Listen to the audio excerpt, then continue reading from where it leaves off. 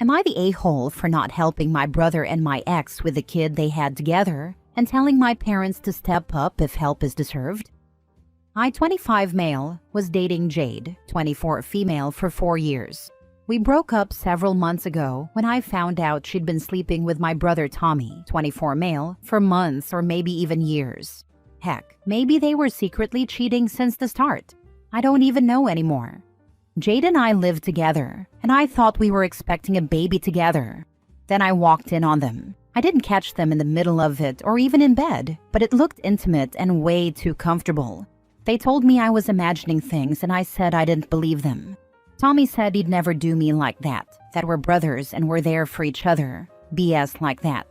I broke up with Jade. She and Tommy still said I was crazy and that nothing was going on. But once Jade realized I was serious and I wasn't supporting her through the pregnancy any further and wanted a DNA test, Tommy came crawling to me, begging me not to put Jade or his kid at risk. He told me I could be the dad and raise the baby and he'd never be with Jade again. But she wanted what I could offer her and the baby, and he wanted the best for his kid. Our parents were shocked by what had happened, but also frustrated because Tommy was bouncing from job to job after college. He had no stability or stable income, and Jade wasn't in a much better position. Meanwhile, I had gone to trade school, was earning good money, and had stable employment. They berated Tommy and Jade like crazy, and I stepped away from the two of them. I said I would only step back in and communicate with Jade if the baby was mine, and I said I'd pay for a DNA test. Even without knowing, they tried to list me as the father on the birth certificate, but luckily, I needed to be there, so that failed. My parents paid for Tommy to take a DNA test at the same time I did, and the DNA proved he was the father, not me. Jade begged me to take her back and said the baby was really ours no matter what DNA said. I blocked her everywhere after that and did the same with Tommy. They still tracked me down in public, but I ignored them. I told Tommy we weren't family anymore and to remember that he was the one who broke our relationship, not me. The baby is about 4 months old now, and my parents are taking issue with the fact that I ignore that the baby exists, just like I now ignore that Tommy and Jade exist. They told me I could have sent the baby a gift or something, that I'm still the uncle, even if I'm not the father. I told them I wanted nothing to do with the mess, and it's up to Tommy and Jade to figure this stuff out. My parents argued that a good uncle is still important, and that the baby hasn't done anything to deserve being rejected. I said the baby is innocent, but it's attached to parents who are both pieces of trash, who deserve nothing from me. I reminded my parents that we're talking about the same people who expected me to believe I'd raise the kid as my own, that they'd stop cheating, and who even tried to force my name onto the birth certificate. Those people. I said the baby might be doomed, but I don't feel responsible for saving it from that life. My parents said Tommy and Jade need help for the sake of the baby, and that the baby's well-being should be all anyone cares about. I rolled my eyes, and my parents told me to take this seriously. They said there had been a 50% chance the baby was mine, so how could all those feelings just vanish like that? They argued that the baby, and even Tommy to a point, still deserve support, because no matter what, he's still my brother. I suggested that if they feel help is so deserved, they should step up, because I'm not going to.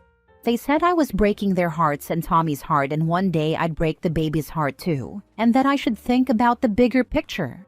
Am I the a-hole? Now for the top comments. Not the a-hole. Protect your peace. You were betrayed by two people who were closest to you. You owe them nothing. Reinforce this to yourself. They did not make a mistake. They made conscious decisions over and over again, and were even going to pass off your brother's child as your own. Ignore the dog whistles and focus on yourself, as they sure as heck did. Get therapy, and surround yourself with people who support you and your choices. Sometimes, it's not enough to cut out just those two toxic, evil people, but also their enablers. I wish you all the best, and hope you have a life full of happiness. It was a lot of conscious decisions too. From the cheating, to the lying when I found out, to trying to manipulate me into taking responsibility for their choices. And then even attempting to put me on the birth certificate. So much screwing around on me and my parents suggesting I shouldn't hate Tommy is crazy to me. He's their son and the baby's their grandkid, so I get that they won't cut him off. But to expect me to finance his decisions and be there for him like before, it's wild. I'm lucky I have other better people in my life. Not the a-hole. Your parents need to knock this nonsense off. Like yesterday. If they are so concerned about the baby and Tommy and Jade, then they can help out. But this is not your problem. You don't owe any of them, including their baby, anything. Oh, my favorite part was Tommy saying he would never be with Jade again, and that she wanted what you could offer her and the baby. What a pig. I guarantee you, once you took her back and played Dada to her kid, she would go right back to hoeing around, be it with Tommy or some other doofus. Tell your parents if they keep up with the emotional terrorism, they will end up on the no-contact list too. Hopefully that jolts them back to reality. Tommy and Jade can eat a bowl of nicks. I know that too. They probably would have had me raising all of their babies, and then once it was over, they'd run off together. Or at least he'd swoop in and play dad when the hard work was done. And what about your heart? You're being cast as the villain when you've done nothing wrong. They've made their bed. Mine is supposed to be so full of love for him and the baby at least that I don't hurt and can be the bigger person, or whatever way they'll try to sell it. Bigger person my foot. Those are just sorry words to manipulate people and guilt people into doing what they want. Grandparents are just scared they are going to get stuck raising the kids because both parents are losers. Next story. Am I the a-hole for refusing to go and standing my ground after my ex-friend and my ex-girlfriend invited me to their wedding? Believe me, I'm still confused, and I don't get why I'm so important in this story. I mean, it's an old story that I thought was past and buried, but apparently not. So when my daughter Sophie was 3, she isn't mine biologically because she is the daughter of my best friend who died of cancer and her mother disappeared out of nowhere and never showed up. I was with an old ex of mine, Clara. After only 1 month of our relationship, I caught Clara cheating on me with a friend of mine. I broke up with her immediately and ended my friendship with him. I blocked their numbers and all contact on social media. But to me, that was it. I thought it was the end. But it wasn't. For years they tried to make peace, but I always refused rudely and aggressively because the pain and anger were always there. But now, this situation has made me wonder what kind of weirdo I was with for a month. At that time, she was one of those people who believed in karma, luck, and all this mystic stuff. But I never realized how deep it went. Well, a few hours ago, I received a text from Clara inviting me to their wedding, which would be in 2 weeks. According to her, it was a way to throw away the past and be a better person. But I just refused, saying, absolutely freaking not and go to hell. I genuinely thought my reply was clear and loud enough, but apparently it wasn't. And now a whole circus of drama and ridiculousness has started, which makes no sense to me. Apparently in the last few months, they were always fighting, so they sought help from one of those fortune tellers. And according to them, all their problems were because of the bad karma I sent them for their betrayal. So if I don't forgive them and come to their wedding, it will be a disaster. In the past 2 hours, my phone has been blowing up with texts and calls from Clara, my ex-friend, and even their parents. They are all trying to convince me to forgive them and attend their wedding. I'm currently replying to all their texts with just, go F yourself and go to hell. Of course I have never forgiven them and never will, so they can insist all they want, but I will never do it. They even tried the pathetic move of making me feel guilty by saying that if I don't do what they want, the disaster at their wedding and in their marriage will be entirely my fault because of my bad karma and malicious influences. I might sound cruel, but I'm actually enjoying this whole circus. Because their excuses are so nonsensical that it's hilarious. They haven't tried reaching out to my parents or our friends because they know what happened and that they would never help them. As always, I had a talk with my grandma. She is my official psychologist and advisor, but she said that since it's important to them, I should just accept and go. So this whole thing can end here.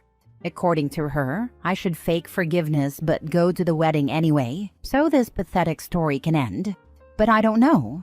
So here I am asking for your opinion. Am I the a-hole for refusing to be part of this nonsense? Or should I just accept it so it will end once and for all, even though I would never truly forgive them? It would be ludicrous to attend this wedding, not the a-hole. I would, and an I slept with the bride t-shirt. Or the bride and groom cheated on me and all I got was this lousy wedding invite t-shirt. Not the a-hole. I think this is hilarious that they are blaming bad karma for their personal issues. And at this point, instead of being mad, this is so ludicrous you could just laugh this off and continue carrying on with your life, and do a whole lot better job of blocking everybody. Pretty sure any bad karma they gave themselves with their lying and cheating. It wasn't OP who gave it to them. Next story. Am I the a-hole for refusing to move my wedding date because my sister decided to file for divorce the same weekend? So, I, 28 female, am getting married in 6 months. We booked the venue over a year ago, sent out save the dates, and everything is locked in. My sister, 32 female on the other hand, just announced she's officially filing for divorce. And apparently, she's decided to do it the same weekend as my wedding, for symbolic reasons. She says she wants a fresh start and doesn't want to drag things out any longer. Which, okay, I get it. Divorce sucks. But now my mom is acting like her divorce is the bigger event that weekend.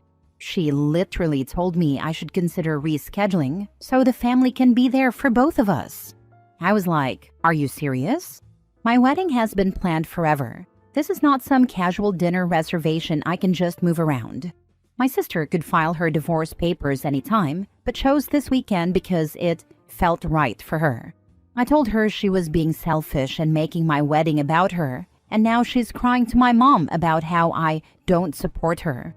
My fiancé and dad are on my side, but my mom and some relatives think I'm being heartless for not making space for her pain. I'm sorry, but who plans their divorce around someone else's wedding? Am I the a-hole for refusing to reschedule? Because I feel like this is insane. Now for the top comments. She has no money on the line, therefore she can kindly buzz off. She says she wants a fresh start and doesn't want to drag things out any longer. What's the reason to do it in 6 months? The real reason. Because waiting 6 months contradicts her above statement.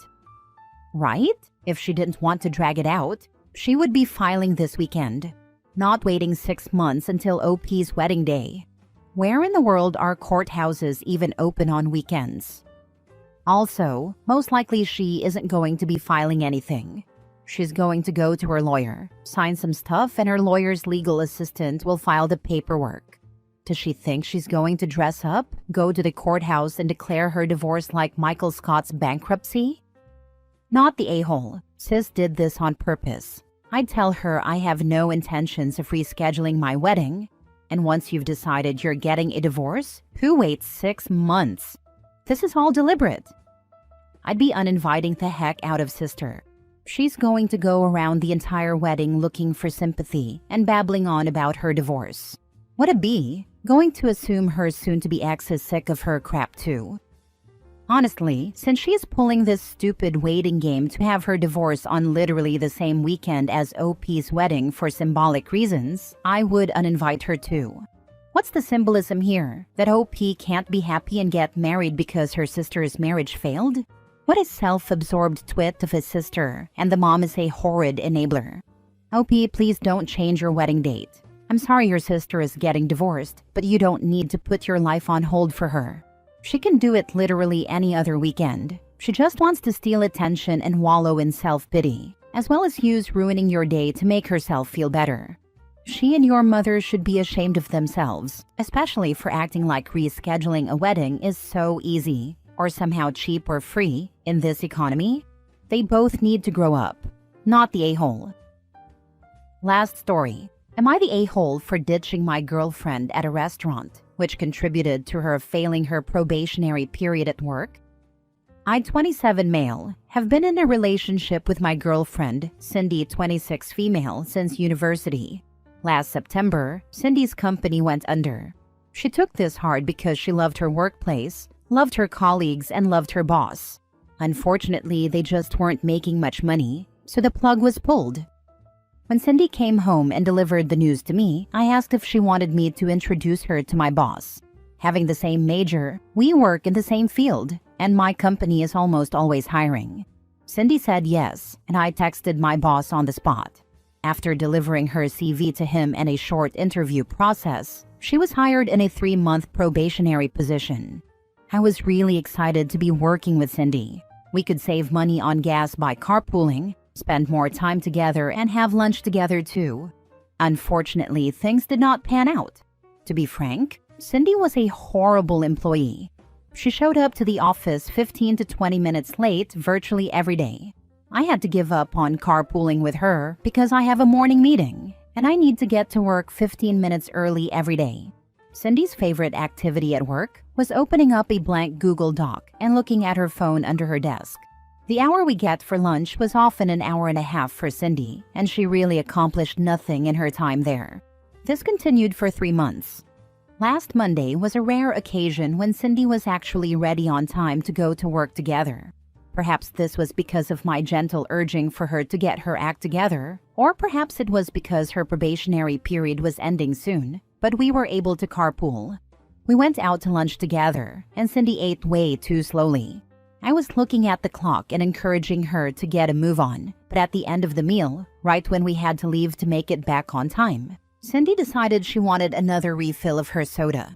I told her time was up, but she was adamant that she absolutely needed another refill. To make matters worse, the restaurant was crowded and we couldn't flag down a server. I put the cash for the meal and a tip on the table and told Cindy that I was leaving, with or without her. Cindy played chicken with me, thinking that if she refused to move, I'd have no choice but to wait. But I walked to my car and drove back. Cindy showed up 20 minutes later, visibly flustered. The restaurant was a 10-minute walk away, so I'm pretty sure she did end up getting her refill. She has been furious with me since. Last Friday, Cindy received her final judgment for her probationary period. Due to poor punctuality and a general lack of direction, my company decided not to hire her for a full-time position. Cindy blames me. She says I made her late and that I ruined everything. Last night, she asked how she was supposed to pay her part of the rent without a job, and I responded, "Yes, that's a good question. How will you be paying?"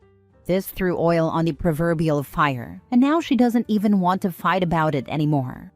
Was I an a-hole for what I did here? If she seriously believes she wasn't hired because of that particular day and not all the other ones, she's delusional AF. You even tried helping her be punctual, but she didn't care. Not the a-hole, not your responsibility at all. This is going to sound crazy, but that may have been the point. She may have been intentionally dense about getting back from lunch on time, knowing that OP would leave without her. He's already set the precedent that he won't be late to work for her with the morning carpools, and then used that to blame him for failing instead of herself. With how she acted at work, she might still actually be self-aware enough to realize she wasn't going to be kept on. So this could have been a plan to guilt OP into not pushing her too hard about the rent. It sounds like they live together. I know that seems a bit nuts. I've just known some really manipulative people that I could see doing exactly that scenario. I didn't even recognize this as a possibility at the time, but it actually sounds likely now that you say it. I honestly don't understand how any reasonable person would expect to pass the probationary period at a job after being chronically late and screwing around on Instagram all day at work. Guess you found out why that company went under. Not the a-hole. Honestly, yeah. I kind of understand now why she loved her old company so much. I probably should have seen the signs earlier too. Despite both of us starting work at 9 o'clock, and her old company being farther away than mine, I cannot recall a single day that she left after me. Even one time when I was running very late due to stomach issues, I distinctly recall leaving at 9:05 with Cindy still doing her makeup.